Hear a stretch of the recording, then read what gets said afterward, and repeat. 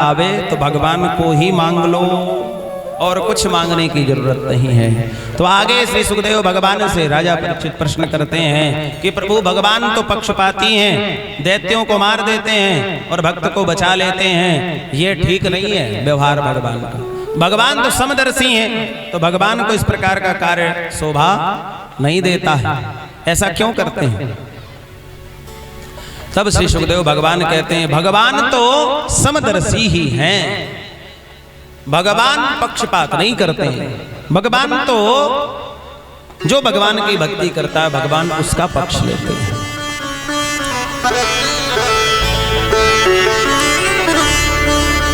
समः प्रिय सुहद ब्रह्मन् भूतानां भगवान् स्वयं इंद्रियास्यार्थे कथं दैत्या नवधि दिशमो यथा।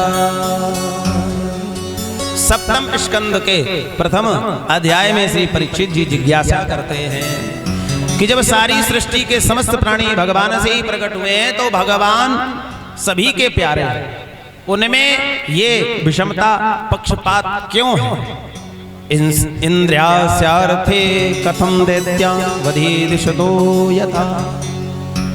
दैत्यों को मार देना, देवताओं को बचा लेना, यह ठीक नहीं है। तब श्री सुखदेव भगवान राजा परीक्षित को प्रहलाद चरित्र कह करके सुनाते हैं कि प्रहलाद तो दैत्य कुल में उत्पन्न हुए, राजा बलि भी दैत्य कुल में उत्पन्न हुए, पर भगवान ने इन पर कृपा की, इनको मारा नहीं। दैत्य होना बुरा नहीं, भगवान कहते हैं मुझे जिस भाव से जो भजता है मैं उसकी उसी मनोकामना को पूर्ण करता हूं। दैत्य मुझे बैर भाव से भजते हैं, मैं उनका उद्धार करता हूं, क्योंकि भगवान का मारना भी तारना है और भगवान का तारना भी तारना है। भगवान के हाथों मृत्यु भी मुक्ति ही है, उनका स्पर्श हो जाए तो जीव मुक्त हो जाए।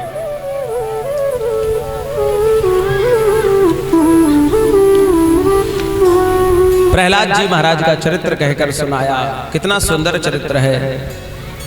जब हिरण्याक्ष का वध वाराह भगवान ने किया तब से हिरण्यकश्यपु जो इसका भाई था, कश्यप ऋषि की संतान, भगवान के दो पार्षद सनकादि ऋषियों के द्वारा प्राप्त श्राप के कारण दैत्य बने और कश्यप ऋषि के यहाँ इनका जन्म हुआ।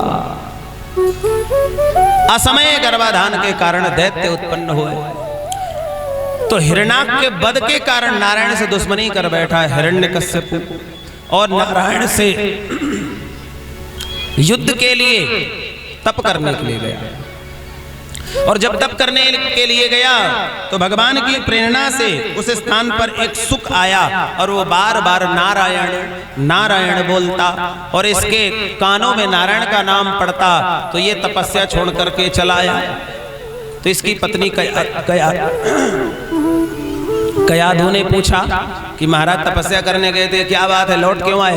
बोले मेरे शत्रु का वहां भक्त आ गया और वो नारायण नाम ले रहा था, इसकी पत्नी को मौका मिल गया, उसने विचार किया इस दैत्य के मुख से अनजाने में ही सही भगवान का नाम तो निकला। तो बार बार प्रसंग करके और वही बात पूछती, महाराज वो क्या बोल रहा था तोता? अरे एक बार बता दिया नारायण।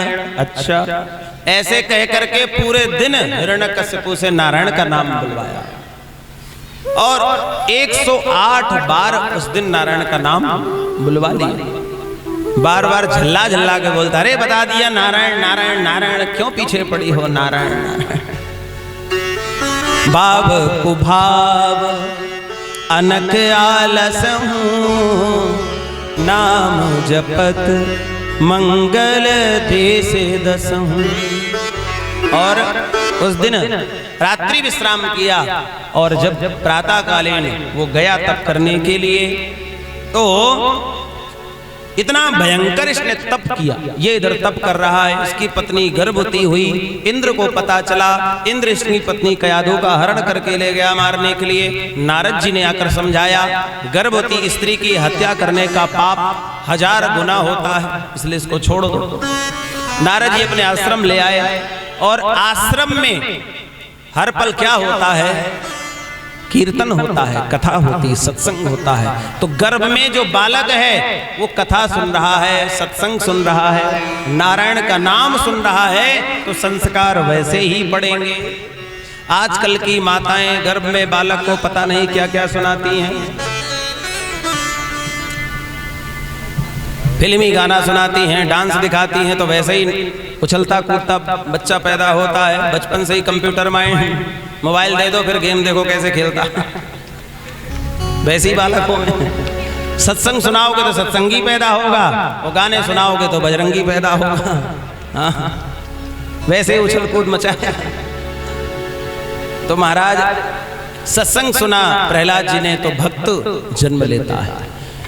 ब्रह्मा जी की तपस्या करके अनेक वरदान प्राप्त किए। दिन में नहीं मरूं, रात में नहीं मरूं, अस्त्र से नहीं मरूं, शस्त्र से नहीं मरूं, बाहर नहीं मरूं, भीतर नहीं मरूं, ब्रह्मा जी के बनाए 12 महीने में नहीं मरूं, पशु से में नहीं मरूं, और मानव से नहीं मरूं। अनेक प्रकार के वरदान। ब्रह्मा जी तथास्तु तथास्तु तथास्तु कहते गए। बोले हम तो वरदान दे के जाएं, बाकी समस्या भगवान की, कैसे मारना है कैसे नहीं मारना भगवान जाने। वरदान दे के वह चले गए। अब ये घर आया, अब इसने आतंक फैलाया। जब शक्ति आ जाती है ना तो फिर अहंकार आ जाता है, और इसने आतंक फैला दिया। कोई भी नारायण का नाम नहीं लेगा, जो नाम नारायण का लेगा वो मेरा शत्रु। अब तो हवन भी करो तो हिरण्यकश्यपाय नमः, जयकार भी लगाओ तो बोलो हिरण्यकश्यपु की। वाह, सब खानदान के हो तुम, हिरण्यकश्यपु के। भगवान की जय ना बोले महाराज। लेकिन इसे नहीं पता था इसके घर में ही ऐसा बालक आ गया है, जो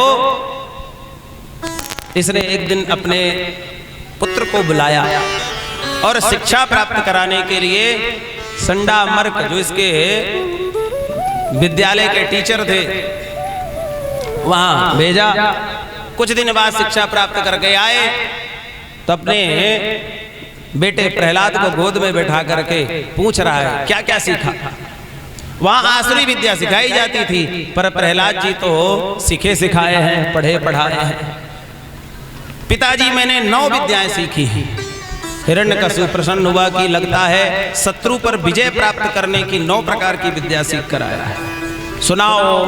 तब प्रहलाद जी सुना रहे हैं। श्रवणम कीर्तनम विष्णु, स्मरणम पाद सेवनम, अर्जनम बंदनम दास्यम, सख्यात्म निवेदनम।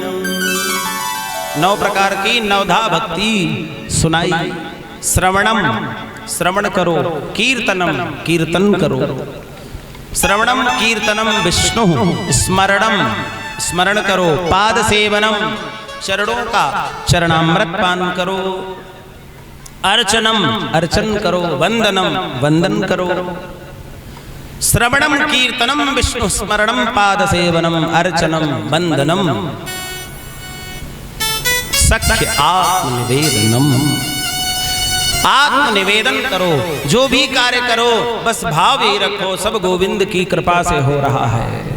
करते हो तुम कन्हैया, मेरा नाम हो रहा है, मेरा आपकी कृपा से सब काम हो रहा है। यही भाव रखो। अब तो हिरण्यकश्यप को आया क्रोध, बोले ये कोई तुम विद्या सीख कर आए हो, और गोदी से नीचे पटका। क्या सिखाया तुमने? अरे प्रभु हमने तो नहीं सिखाया, ये जाने कहां से सीख कर आया है। बोले जाओ इसे ले जाओ, दोबारा सिखाओ। फिर भी प्रहलाद भगवान की भक्ति नहीं छोड़ते हैं, तो अनेक प्रकार से मारने का प्रयास किया जाता है। पहाड़ से फेंका जाता है, विस्पान कराया जाता है, अग्नि में जलाने का प्रयास किया जाता है, अनेक प्रकार के दंड दिए जाते हैं। पर दृढ़ भक्ति, दृढ़ शक्ति के कारण हर प्रकार से ठाकुर रक्षा करते हैं। एक दिन ये फिर से विद्यालय भेजता। बोले अब अगर इसने मेरे शत्रु नारायण का नाम लिया तो खैर नहीं। अब विद्यालय पहुंचे। एक दिन इनके गुरुजी बोले देखो प्रहलाद जी, तुम राजा के पुत्र हो, हमको थोड़ा कहीं कुछ दिनों के लिए जाना है, तुम सब बालकों का ध्यान रखना, यहीं भजन और जो हम सिखाए हैं वही पढ़ना। प्रहलाद जी बोले जाओ। अच्छा मौका मिला। अब तो गुरुजी बाहर चले गए तो जो शिक्षा प्रहलाद जी ने सीखी थी वही सबको सिखाने लगे। भज नारायण भज नारायण भज नारायण भज नारायण भज नारायण भज नारायण भज नारायण। नारायण का नाम रे नारायण का नाम रे नारायण का नाम रे नारायण का नाम रे नारायण के नाम ये जीवन किस काम का। भज नारायण भज नारायण भज नारायण भज नारायण भज नारायण भज नारायण भज नारायण भज नारायण। अब नारायण का कीर्तन करवा रहे बालक बोले, देख प्रहलाद, इस नारायण का नाम लेने से तेरे पिता ने तुझे कितनी बार मारने का प्रयास किया, तू छोड़ क्यों नहीं देता नारायण का नाम लेना।